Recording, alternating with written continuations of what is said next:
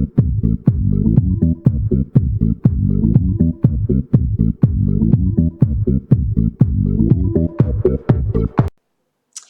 bonjour à tous. Alors voilà, bienvenue terrien sur la galaxie Star Wars. Alors, dans cette fin d'année, c'est ce qui a marqué l'année 2019. On est toujours très content, on va chercher notre billet, on voudrait bien décoller et nous plonger dans ce monde qui est désormais assez fun à travers tout notre système terrestre. Eh bien, je tiens à dire que Star Wars, c'est un monde halluciné et barré dès qu'il est apparu sur nos écrans dans les années 80. Tout le monde en prenait plein la vue et en même temps on était très perplexe en voyant toutes ces créatures déferler, des poissons, des ours vivants qui peuvent parler, marcher, se battre, des droïdes, des robots de toutes sortes, des clones, enfin, et au milieu de tout ça, un peu d'êtres humains. Donc en fait, c'était un niveau tel qu'on a du mal à comprendre toutes ces péripéties d'ailleurs, qui se déroulent dans un espace-temps qui paraît illimité. Le temps, on nous dit, c'est un lointain passé, alors que ça ressemble à un futur, vu le niveau technologique des guerres, et alors que l'espace, eh ben, c'est ni plus ni moins la galaxie, les innombrables systèmes intergalactiques que l'on peut même pas se représenter, quoi. Donc en fait, en ce sens, c'était déstabilisant pour nous. Et d'ailleurs, même pour les grandes majors qui ont au départ tiqué lorsqu'elles ont découvert ce projet de George Lucas en se disant mais c'est quand même fou et d'autant plus que les gens ne vont pas suivre. Eh bien, ils ont eu tort, hein, le pari de Lucas a fonctionné, c'est un super succès au box-office. Et puis en plus, j'ajouterais que c'était pas si éloigné que ça de notre réalité terrestre, puisqu'on est dans un contexte historique où les États-Unis ont lancé le programme spatial pour aller sur la Lune et aussi pour essayer d'explorer d'autres planètes. Et ils vont nous envoyer des sondes, des satellites, et on a pu récupérer, capturer des images inédites hein, qui nous proviennent de Mars, de Vénus, de Jupiter. Donc tout ça, c'est des connaissances sur l'espace que nous n'avions pas et que nous ne pouvions pas avoir avant.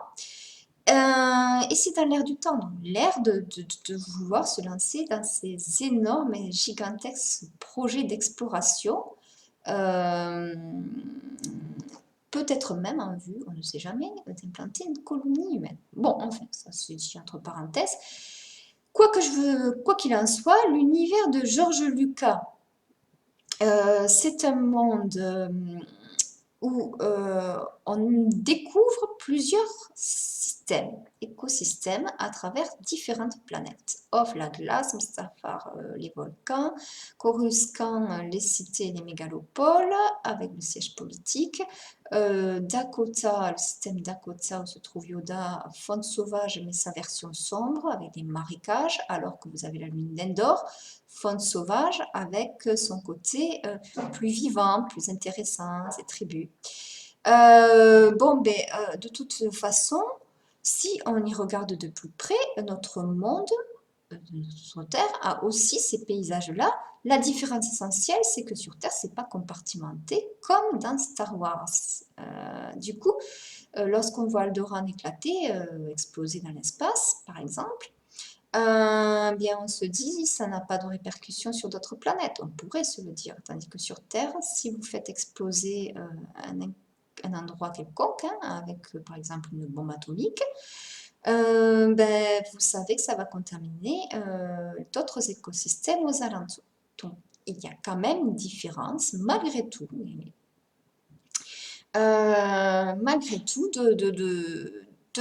cette conception de l'espace. Mais il y a aussi donc ce reflet ou ce lien. Bon. Ensuite, ce que je constate aussi dans l'évolution des trois trilogies, c'est que dans la dernière trilogie avec Rey, les déserts dominent. Alors, désert, c'est toujours été Tatooine, la grande la planète où se situent nos héros. Mais ils viennent tous de là, que ce soit Anakin, Darth Vader, Luke, Rey. Mais par contre, ce qui est notable, c'est que ces déserts Et bien, dans la troisième trilogie, je trouve qu'ils deviennent envahissants.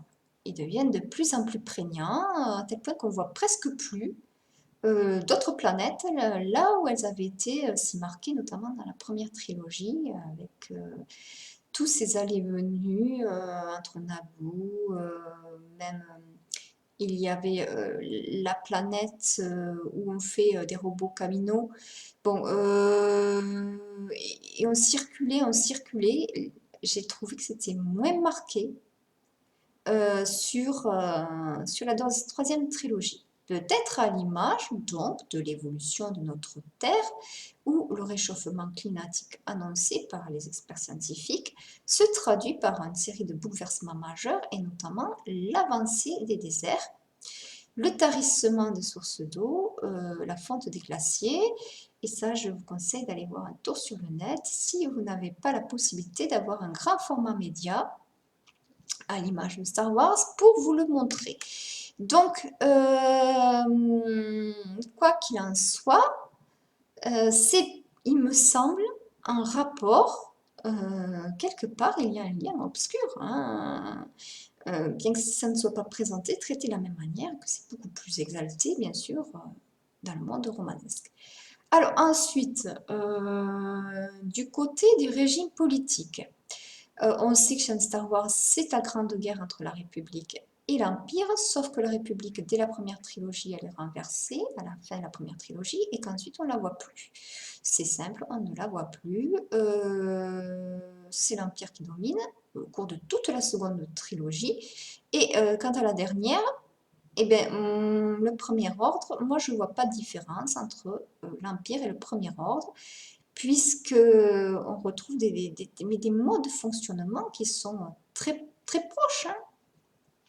Une flotte de destroyers impressionnante, un chef qui est donc semblable un peu à Darth Vader, Kylo Ren, même armure, même casque, enfin peu de choses près, hein, même voix très grave. Il y a aussi des généraux de l'armée qui sont autour d'un conseil et qui prennent des décisions pour traiter les affaires générales. Bon, ben, toujours des clones ou des droïdes qui les accompagnent, qui les escortent dans leurs opérations militaires. C'est ça, et puis bon, ben, l'Empire fait peur à chaque fois qu'il se déplace, tout le monde est inquiet, fait régner par la force, par la violence, l'autorité, son pouvoir. Bref, quand on regarde notre monde, là aussi au niveau de l'histoire, rappelez-vous quel est le régime politique dominant. Très souvent, combien nous avons eu d'empires qui se sont succédés depuis l'empire suméro-akkadien, ou alors encore assyrien, ottoman, perse, chinois, l'empire portugais, espagnol, au temps de la colonisation d'Amérique du Sud, l'Empire britannique, qui a conquis l'Amérique du Nord et bien plus encore, le Saint-Empire romain germanique dans notre histoire, qui domine pendant 1000 ans, le Moyen-Âge. Donc, quoi qu'il en soit, nous sommes bien chargés au niveau de l'Empire dans notre propre dimension terrestre. Ensuite, ce que j'ajouterais, c'est que il y a dans Star Wars une guerre entre les Sith et les Jedi. Sith, ce sont des ordres élitistes, hein, voilà, de combattants. Et les Sith représentent la violence, ils sont animés par un goût féroce de conquête, de pouvoir, alors que les Jedi représentent à l'inverse des protecteurs, des gardiens. Bon, ben, petite remarque, l'ordre Jedi, dès la première trilogie, comme pour la République, il est renversé. Il ne survit dans la seconde trilogie qu'à travers quelques figures, Yoda sur Dakota ou encore Obi-Wan sur Tatooine. Il faut voir un peu dans quel paysage ils vivent ou sur quelle planète ils vivent. Et quand dans la troisième trilogie, il se trouve que Luke, après avoir inversé l'Empire, a repris le pouvoir, enfin, a restauré l'ordre des Jedi, vite lui-même, il se charge de détruire son propre temple, traumatisé par la trahison de Kylo Ren, mais aussi par les découvertes qu'il a faites et qui démontrent un peu le vide des archives. Donc, du coup, ça ne survit pas et ça ne survit plus très longtemps non plus. En comparaison de l'ordre des Sith, c'est impressionnant. On a l'impression que lui, il ne meurt jamais. Preuve ultime, c'est que Rey sur Exegol retrouve Palpatine, le grand empereur, Sith par excellence, qui, en plus, était entouré d'une flotte de destroyers. Voilà, alors, bon, l'équilibre de la force, vous repasserez. C'est une recherche, un idéal qui nous est annoncé selon soi-disant une prophétie et que devait assumer donc Anakin Darvador. En fait, objectivement, on ne le voit pas, quoi. Un peu à l'image de notre monde, hein. Surtout avec, en ce début du XXIe siècle, le courant des révélations qui n'a cessé de démontrer les scandales de la finance, de l'élevage intensif, de l'oligarchie et des gros groupes multinationales qui ont empoisonné notre terre à coups de pesticides, de semences, etc. Donc en fait, voilà, révélation, quoi. Révélation. Bien, alors,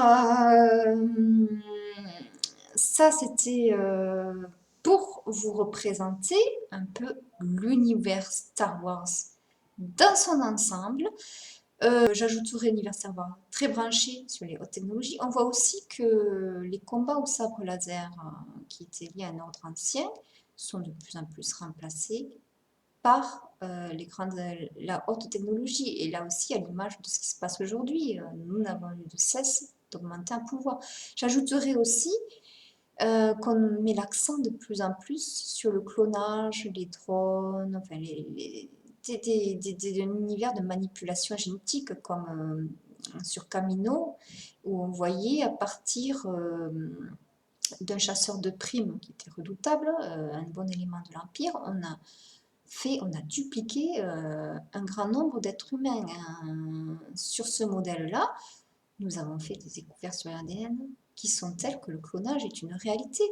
Nous pouvons dire de même pour quand on parle du premier ordre, des enfants qui sont dès leur très jeune âge entraînés dans des camps pour devenir de bons et loyaux soldats de l'Empire en étant des machines de mort. Rappelez-vous le camp des djihadistes. Quand on fait des enfants, si ce n'est d'entrée de jeu de vouloir les former à se battre et à éliminer une partie de leur population ou les mécréants, parce que, qui étaient supposés être des étrangers. Donc, quoi qu'il en soit,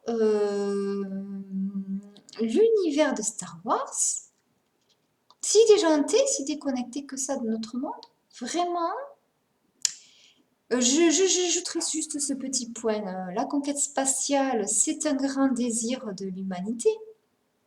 Et ô combien il a eu cours juste sur ces dernières décennies, il me paraissait presque potentiellement réalisable. Bon, on en revient un peu avec tous les catastrophes naturelles et l'épuisement des ressources.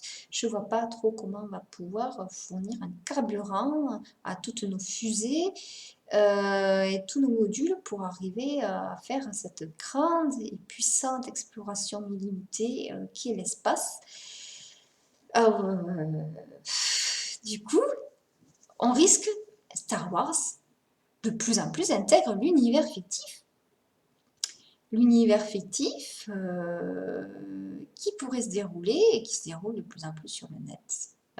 Alors là, je laisse 3 points de suspension si vous voyez un peu où je veux en venir, tant les robots prennent de plus en plus de pas sur notre monde. L'univers Matrix. Alors en fait, bref, je vous laisse sur ce. Et puis je vous dis à la prochaine où je traiterai davantage dans Star Wars et ses personnages.